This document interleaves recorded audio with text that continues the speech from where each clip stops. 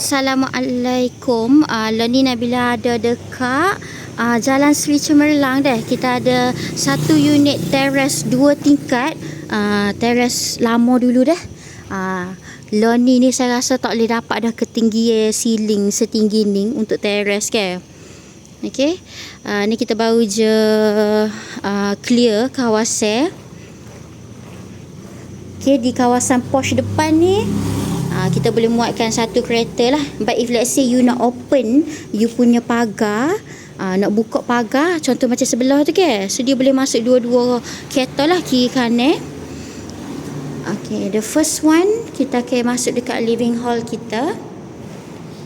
Memang dah fully tiles, siap dengan built-in wardrobe dengan built-in rug semua. Okay, hok Nabila suka sangat rumah ni. Dia memang betul-betul ceiling tinggi dah. Susah nak dapat ceiling hok tinggi gini. Walaupun ini rumah teres, dia tak nampak gelap sangat dan dia tak panas. Okay, kawasan dapur. Kualiti zaman dulu punya kabinet ya.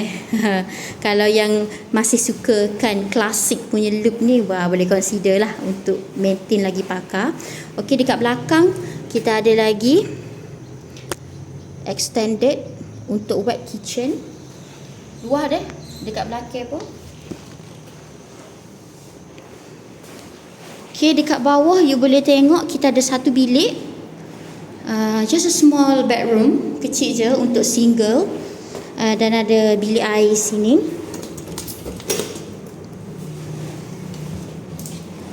Okay, bilik air. And then dekat atas 2 tingkat.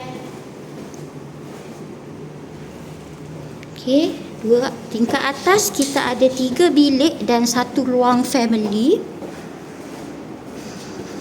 Dekat atas ni adalah masih lagi lantai parkir. Yang mana suka klasik kita boleh polish je, ataupun kita boleh tukar je, tukar kepada SPC, dia boleh akan level up balik lah. Okay, ni bilik kedua, sharing bathroom di luar. Dan ini adalah bilik ketiga. Ceiling memang tinggi. Ini adalah master bedroom.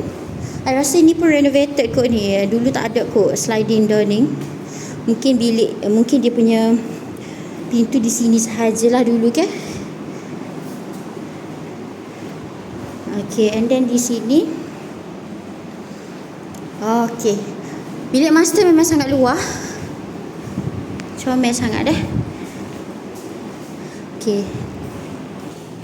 jadi sesiapa yang nak tengok unit ni boleh cepat-cepat hubungi Nabila. Kita bawa tengok untuk house tour. Bye.